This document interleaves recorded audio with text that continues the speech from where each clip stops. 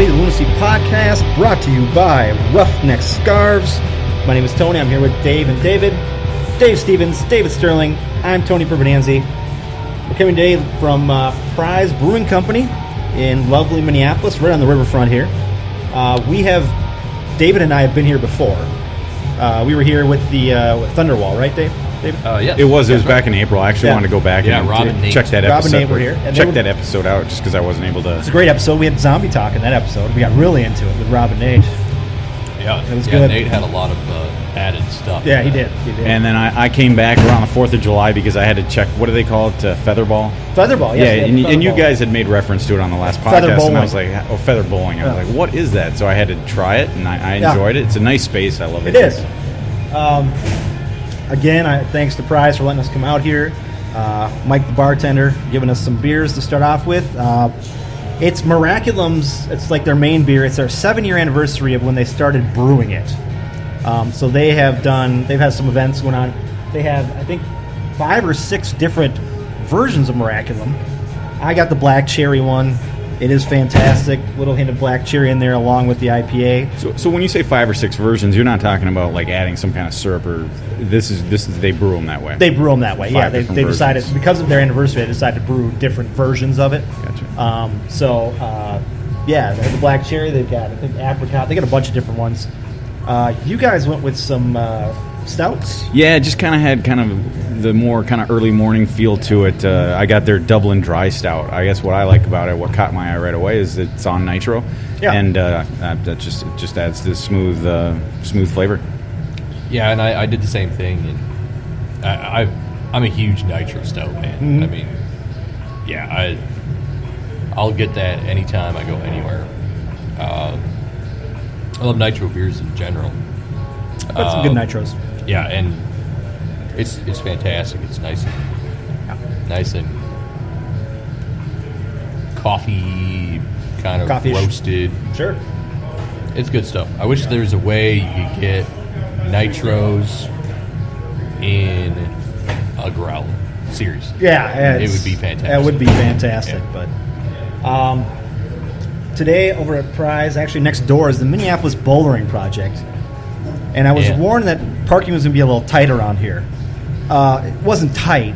It was Almost crazy. non-existent, you could say. I guess they have a competition. I looked it up. They have a competition going on with a bunch of different climbers today. So that's why there's a ton of cars. David and I parked probably a couple blocks away. Yeah. Dave, you parked a couple blocks away. Yes, I did. Quarter of a mile, I'd say. So it's crazy. Nobody really in the brewery right now. They're all next door doing their climbing stuff. So Is this right outside? I didn't see where everybody It's a building was. right back here, Gotcha. yeah. Okay. And they've got the garage door open here today. I mean, I guess later today it's going to be fantastic to be out drinking beer outside. Right now it's a little chilly.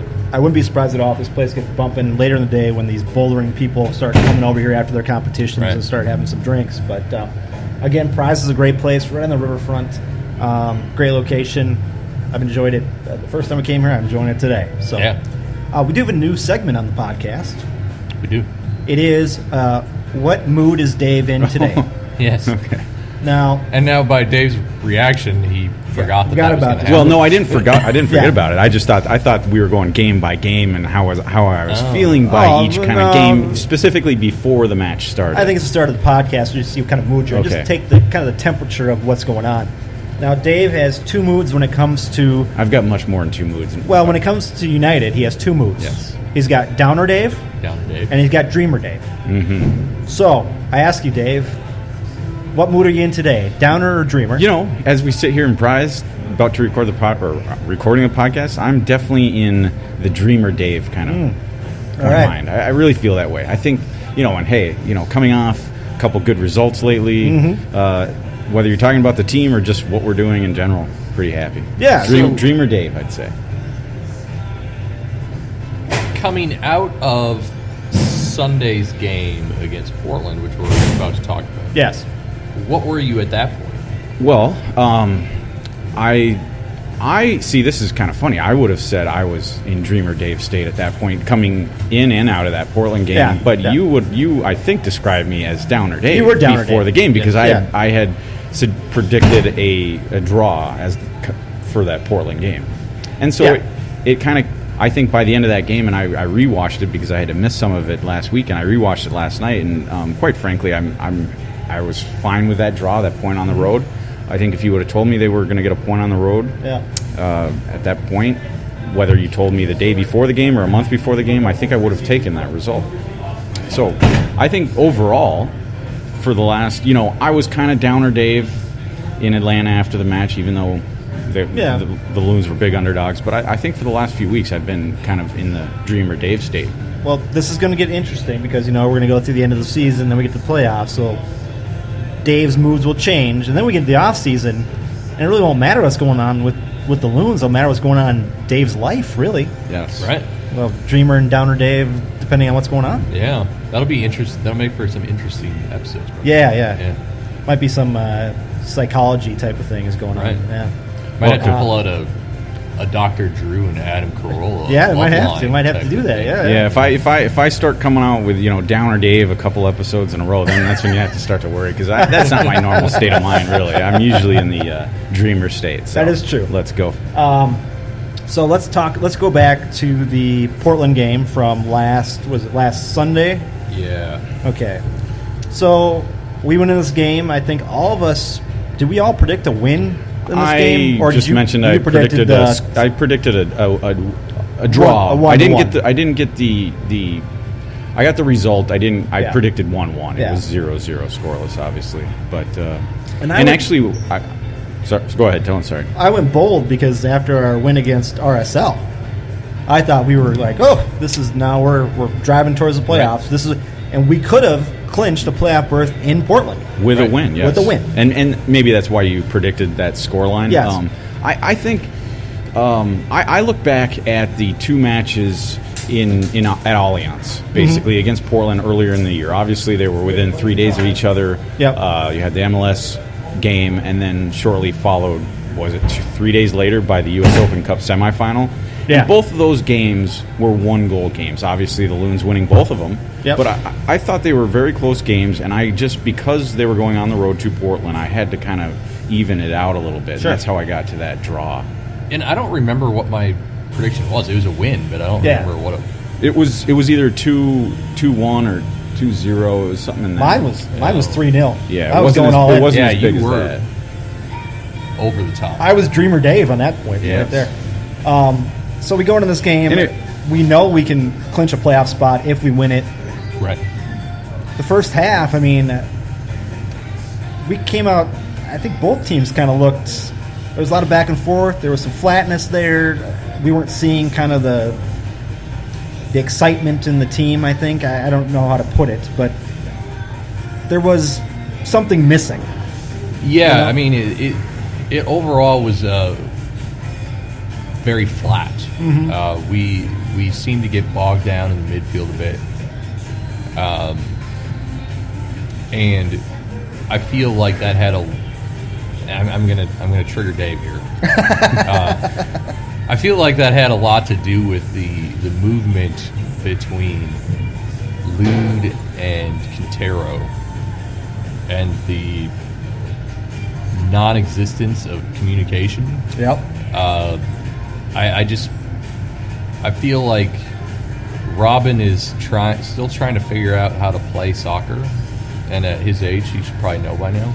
But it's a cliche you hear too often, and maybe I shouldn't even bring it up. But we're talking about the MLS compared to Europe. Right. It's a different league. It's a different style. It is a different league, and I'm not going to keep banging that drum. I won't. So I'll stop now. But we were talking before we started recording, and I just think with Lude, I know. We might bring it up later with regards to his compensation, but I just feel like he's been in position for a lot of chances, and I just don't think they've fallen his way. I think the movement's been there. He's struggled with everything, really, but I think his distribution has been okay. I'm not saying he's a great passer, but I just feel like he's been in the spots, he's been creating opportunities that just haven't worked out. Yeah. I would say he's a fantastic passer. Well, yeah. Within reason. If he can kick it to Darwin. I think his numbers are, if I recall from earlier this week, 85% short passes, 86% long passes. Yeah. I mean, he's a good passer. However, context always matters when you're talking statistics. Mm-hmm.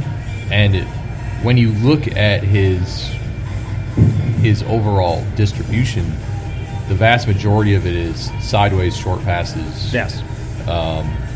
Backwards short passes. What I notice when he gets the ball, there's not a lot of forward-looking passes. A lot of side to side or back. That's it. And that can be a sign of apprehension. Yes. I mean, and I think I've been less